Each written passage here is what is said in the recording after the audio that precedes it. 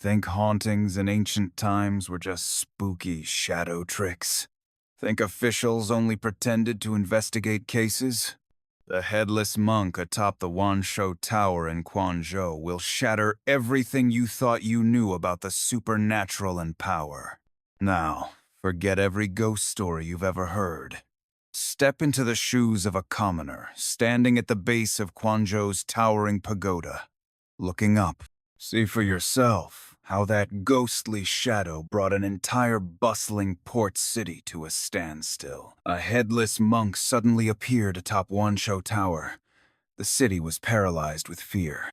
As the official painter of the magistrate's office, you were forced by the prefect to climb the tower and sketch the apparition. But the closer you got, the more you realized the intricate pattern on its robe matched the relics of a head monk who died mysteriously 3 years ago. A talisman slipped from the prefect's sleeve, revealing a chilling conspiracy. He had stitched the robe from human skin in a twisted attempt to resurrect his beloved son. A violent wind tore through the rooftop as the real headless monk's soul burst free from the robe, shrieking, "Give me back my flesh!" The prefect was ripped apart midair. Dipping your brush in his blood, you painted the final stroke. As dawn broke, the ghost vanished. Only you knew the lining of that robe was embroidered with the birth date of the prefect's son. Today's date? The tower's shadow stretched long and thick across the cold stone steps of the Quanzhou Yamen. The air was heavy, reeking of a salty stench that even the sea breeze couldn't disperse the scent of fear. Atop the massive stone structure that had loomed over Quanzhou port for centuries, something unnatural now hung. A figure in a reddish-brown monk's robe, perfectly still, clearly visible in broad daylight, with nothing above the neck. A headless monk. The entire city felt as if a hand had clamped down on its throat. The city's hustle fell silent, even the cries of children caught in their throats. Countless eyes, vendors, porters, scholars, merchants, even those haughty clerks from the magistrate's office all stared, transfixed, at the slash of reddish-brown on the tower's peak. In every widened pupil, the same horrified question pulsed. Panic spread like a plague, sucking the last breath of life from the streets. Your hand gripped your brush, knuckles white. Ink congealed in the inkwell, thick as your heartbeat. On the desk before you, the silk canvas lay blank. You were Ayuan, the painter for the magistrate's office. Your duty was to paint birds, flowers, landscapes, local customs. But now, you were to sketch a ghost, 100 feet in the air, without a head. And for the past half hour, Prefect Wang Chongshan's cold, hawk-like gaze had been nailed to your back, heavy with unspoken threat. Ayuan. His voice was low, yet it pierced like ice-tipped needles. The whole city is watching us. I want that thing's likeness on your silk by sundown. Every detail, not a single stroke missing. He said no more, just flicked invisible dust from his robe's sleeve. That gesture, silent, subtle, felt heavier than a scream. Your throat was too dry to speak. You managed a stiff nod, a faint, cold smirk curved Wang Chongshan's lips. Behind him stood the advisor, Li Mao, head bowed, lips curling upward in a disturbing smile like the grinning clay judge gods in temple halls. The road to Wanshou Tower had never felt this long. People cleared the way, like avoiding a curse. Their stares pricked like needles. Old Joe, the quiet, stoic coroner at the Yamen, was the only one willing to go with you. His rough hand clapped your shoulder, lending a shred of warmth. Don't be afraid, Ayuan. It's broad daylight. Heaven sees all. His words were cut short by a sudden gust of wind. Dust swirled, howling as it slammed into the tower, as if the headless thing atop it was screaming in silence. The tower doors gaped open. A wave of cold, damp air hit you, laced with decades-old incense, ash, and rotting stone. The spiral stairs were steep and narrow, every step sinking with your pounding heart. Inside the tower, deathly silence. Only your and old Joe's breath, and the hollow echo of footsteps filled the gloom. The higher you climbed, the thinner the air became. But the pressure, intangible yet suffocating, weighed heavier and heavier on your chest, like a soaked quilt. Every time you looked up, it felt like you could pierce through the stone and feel that thing's icy stare from the rooftop. At last, the final step. A narrow wooden ladder led to the viewing platform. At its base, two bailiffs stood pale as corpses, teeth chattering, spears trembling like reeds in a storm. Old Joe growled and shoved past them. You took a deep breath. The freezing air stabbed your lungs like shards. Gripping the rough, cold rail of the ladder, you began to climb one step at a time. The wind came out of nowhere, howling, sharp as a blade, flinging grit and pebbles against your face.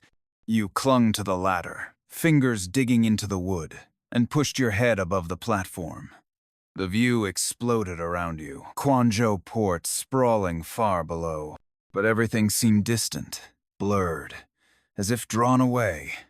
All except the thing right in front of you suspended over the massive feng shui stone at the tower's center. No head, reddish-brown robe. So close now. And it wasn't some illusion of light and shadow. The fabric had weight, texture, fluttering violently in the wind, whipping like the wails of countless wronged souls. The collar where the neck should be wasn't clean cut.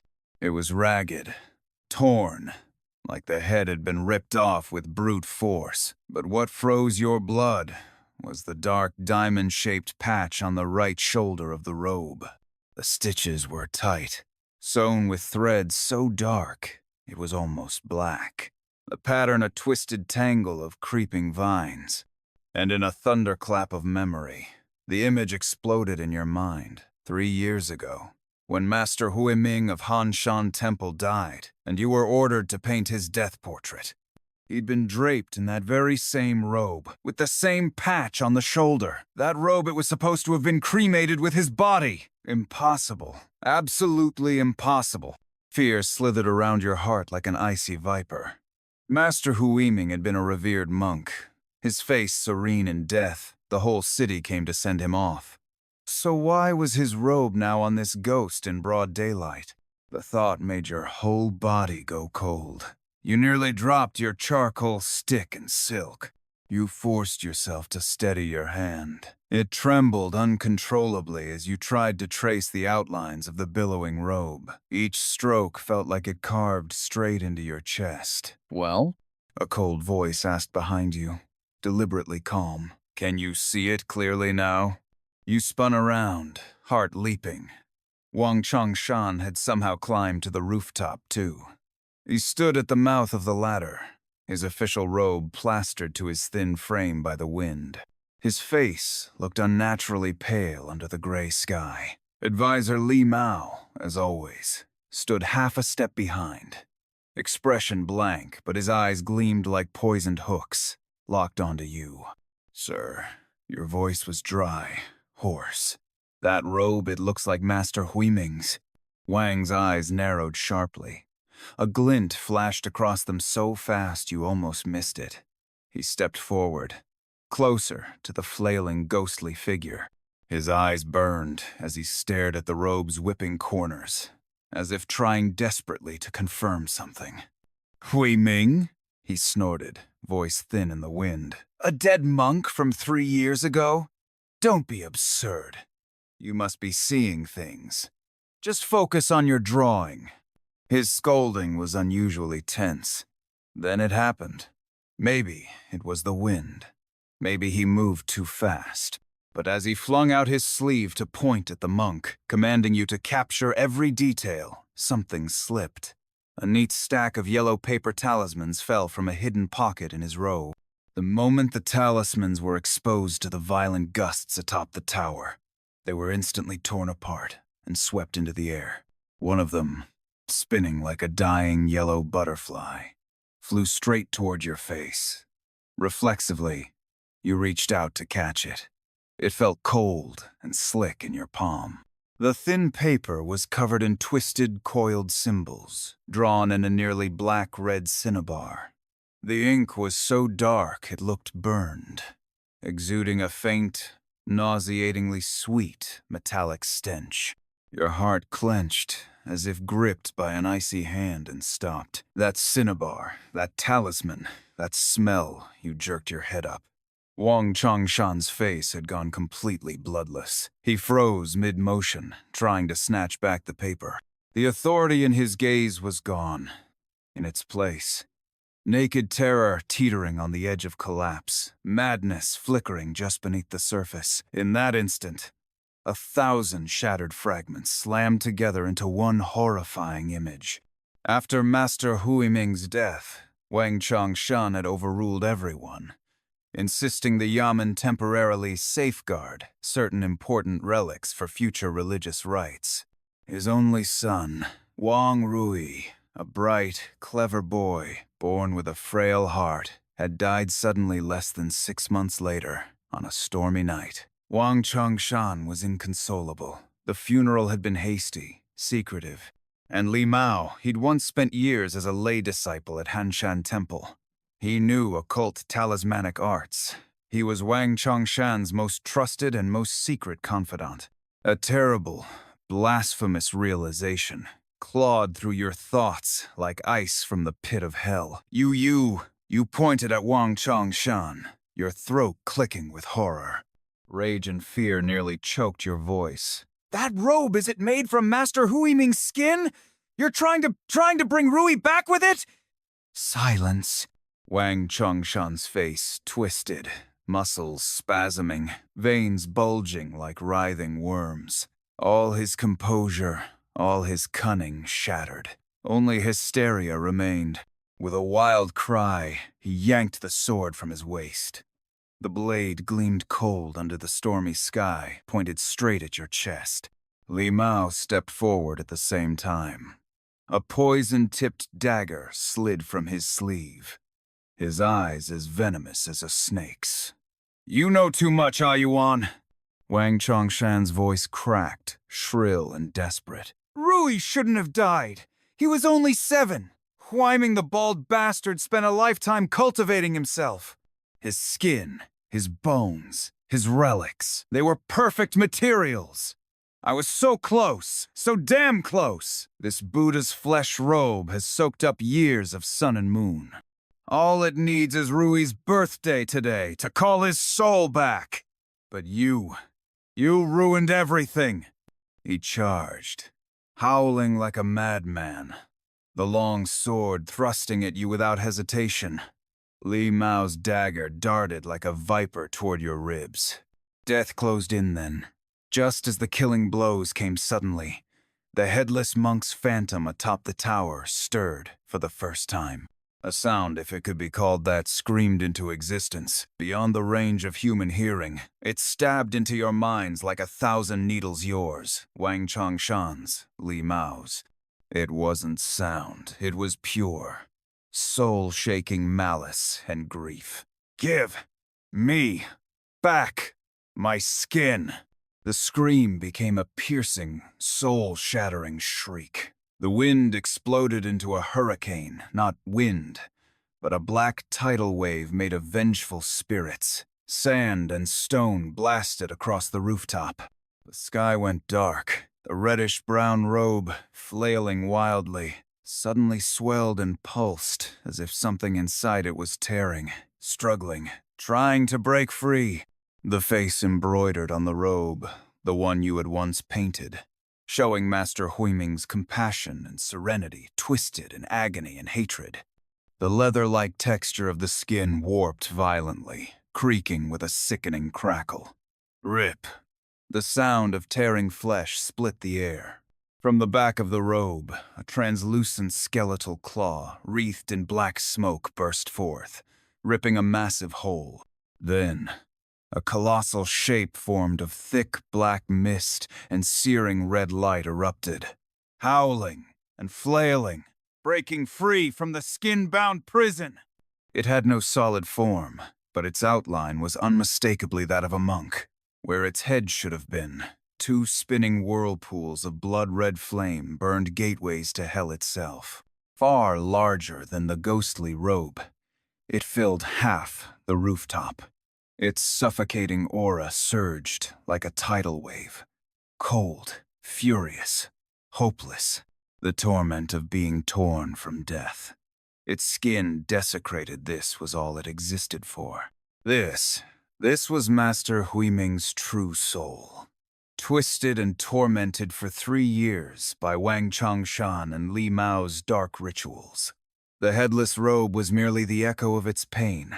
Now, unbound, the ghost locked its blazing vortexes onto the two men. All its hatred found its mark. Ah! Wang Changshan's sword clattered to the floor. His madness shattered under sheer terror. He turned to run, but it was too late. The massive, semi-transparent claw, forged from pure rage, swiped through the air with a shriek that split the sky. It didn't strike Wang Changshan's body. It passed through him. He froze mid-run. He looked down. No wound. But beneath his robe, his flesh began to sag, rot, decay like wax dropped into boiling water. His horrified expression was frozen forever as his skin cracked, revealing blackened, crumbling muscle and bone. He didn't even have time to scream. His body collapsed like rotted wood, lifeless, dry. With a dull crash, it crumbled to ash, reeking of death and oozing black smoke. Then came a gust, and he was gone, blown into nothingness. All that remained was his crimson robe, symbol of Quanzhou's highest power, softly drifting to the ground like a discarded snakeskin. "No! Sir!" Li Mao shrieked in despair. His poisoned dagger dropped with a clatter. He turned to leap from the rooftop, but his legs trembled like leaves in a storm. The vortexes of blood turned to him next. The ghost's fury hadn't lessened after devouring Wang Changshan. The claw rose again. "Master! Every debt has a debtor!" You screamed with everything you had, your voice shredding in the wind. "Wang Changshan is dead! Li Mao was just his pawn! Please, please spare the innocent people of this city!" The claw seemed to hesitate. The blood flames flickered, violently conflicted. The resurrected rage inside it howled to destroy, to kill, to consume. But somewhere deep in that warped soul, a trace of Master Huiming's compassion resisted faint, but unyielding. Ugh! The ghost wailed in anguish, writhing in torment. Its massive form twisted in agony. Black smoke and bloodlight clashed and tore. Then, it threw back its formless head and howled to the sky. A cry of endless pain and sorrow. The sound shook the entire Wanshou Tower. In that fleeting instant, your gaze flicked to the shredded skin robe on the ground. A corner of its lining flapped in the wind, and there, stitched in the finest gold thread, were several small lines of text. You recognized the handwriting. It was Wang Changshan's. "My son, Wang Rui, born in the 3rd quarter of the Yin hour, on the 7th day of the 7th month, year of the fire monkey. His father, Changshan, weeps blood in praise. May my son's soul return, flesh and bone reunited. With a monk's flesh as vessel, with the master's skin as ferry. Soul, come home. The 7th day of the 7th month, Yin hour, 3rd quarter. Your pupils constricted in a flash today. It was today. And now, less than a quarter hour remained until that precise moment. The so-called final step, Wang Changshan, had spoken of the key time to draw the soul into the vessel was upon you. He'd used his own blood, those dark red cinnabar inks, to craft talismans, forged a robe from a revered monk's skin through dark arts. All for this moment, on this cursed rooftop, at this exact hour of his son's birth. He aimed to force a dead soul back into this desecrated vessel. A chill shot from your feet to your scalp. Wang Chongshan was dead, but the ritual hadn't stopped. What would happen when the hour struck? Would the fragile soul of little Wang Rui be yanked back and bound to this monk's robe, steeped in fury and corruption? Or would it trigger an even more terrifying, uncontrollable transformation in the raging ghost atop the tower? Either way, the city faced destruction. You had to stop it. You had to act before the moment arrived. Your eyes swept past the red robe of the prefect beside it, a smear of black ash not yet scattered by the wind. The last trace of him. A mad, desperate thought struck your mind like lightning. You dropped to the ground, ignoring the bite of broken stone beneath you, and snatched up the fallen charcoal brush, its tip caked with dust. With your other hand, you thrust your fingers into the mound of still warm ash, thick, foul-smelling, and sticky with the stench of death, icy, poisoned with his final hatred and despair.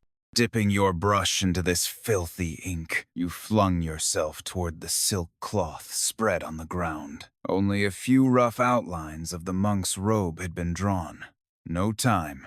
There was no time left. The wind howled louder. The ghost's screeches grew wilder. The tower trembled like a lone boat on a stormy sea. Nothing else mattered, only the embroidered birth date on the robe's lining. Only Wang Chongshan's plan.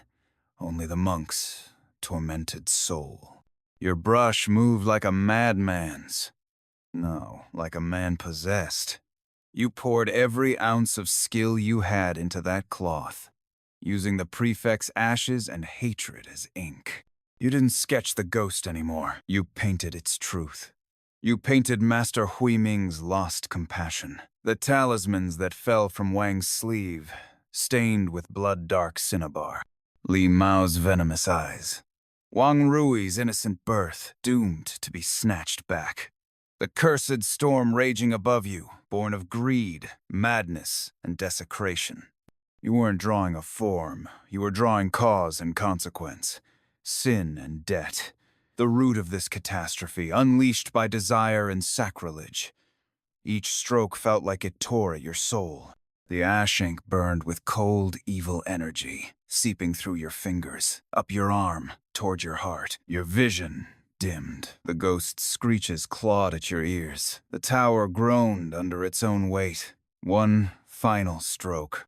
You summoned the last of your strength, dipped the brush in the last of the ash, and struck the center of the cloth, the spot representing the robe with a single, furious dot, as if to seal in all the truth, all the sins, all the pain and pleading.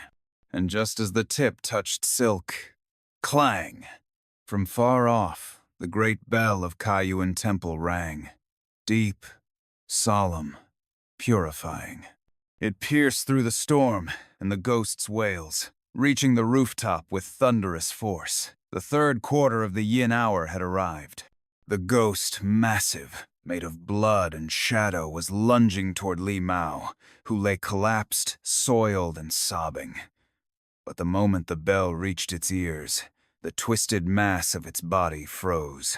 The searing hatred in its blood-fire eyes dulled, as if doused by a wave of sacred sound. At the same time, the silk before you, soaked in filth and inked with madness, burst into flames. Ghostly green fire, cold as death, devoured the cloth in an instant. In the flames, the black lines writhed like living things, shrieking without sound. Your drawings of talismans, the poisoned dagger, Wang Rui's birth, the robe, Wang Chongshan's robe, twisted and clashed in the fire. Ah! A scream tore from Li Mao, not from the ghost, but from his own chest, where green fire suddenly erupted. The flames swallowed him whole. He twisted and rolled like a man on fire because he was. His howls turned inhuman. In mere breaths, he was reduced to a pile of blackened ash, just like the one by Wang Chongshan's robe. A gust scattered it to nothing. The green flames consumed the silk, consumed Li Mao. Silence returned to the rooftop. Only embers remained, flickering faintly in the wind. The ghost, huge, terrible now, hovered in silence. The blood fire swirls, no longer spun, only flickered. Weary and lost, it slowly lowered its head toward the torn skin robe. The robe lay quiet, its diamond patch still intact. The ghost's massive, semi-transparent body began to ripple, like a reflection on disturbed water. Wisps of black smoke and bloodlight peeled away from it, fading into the air. The jagged outline of its claw blurred. The vortexes shrank and dimmed. It didn't look at you. Its invisible gaze seemed to pass through the rooftop, into the sky, or perhaps toward the Buddha's lamp it could never return to. Was it release, regret, or eternal emptiness? The ghost faded more and more, until it was nearly gone. Then came the second chime from Kaiyuan Temple. The lingering tone carried across the sky, and with it, the ghost vanished completely, like a great soap bubble popped in the morning light. The wind, at last, fell still. The rooftop was in ruins, littered with stone debris. Yet it was quiet. Only the torn reddish monk's robe remained alone on the cold stone. On its lining, the birth date stitched in gold still gleamed faintly in the dawn light. The 7th day of the 7th month, yin hour. 3rd quarter today. Was it over? You collapsed, limp, like your bones had melted. Your right index and middle fingers, the ones that touched the ash, were blue, purple, numb, and stiff, like frostbite. The pain burrowed deep into the bone. Voices drifted up from below. Fear was fading, replaced by stunned whispers. News of the prefect and advisor's disappearance would soon spread. The 2 piles of ash, the robe, your fingers, unexplainable remnants of a nightmare no one would believe. At last, the sun pierced the clouds. Gold light slanted across the worn tower. It gleamed on the golden words stitched into the robe's lining. With your left hand, your only working hand, you reached down and picked up the frayed charcoal brush. Your gaze lingered on the birth date, then shifted to Quanzhou, now stirring beneath the morning sun. The brush dipped into dew on the stone. Slowly, you drew not a ghost, not a talisman, but a tiny, crude symbol of peace. A soul passage charm. You drew it beside Wang Rui's icy birth date. The wind, carrying the scent of the sea, gently swept over the rooftop.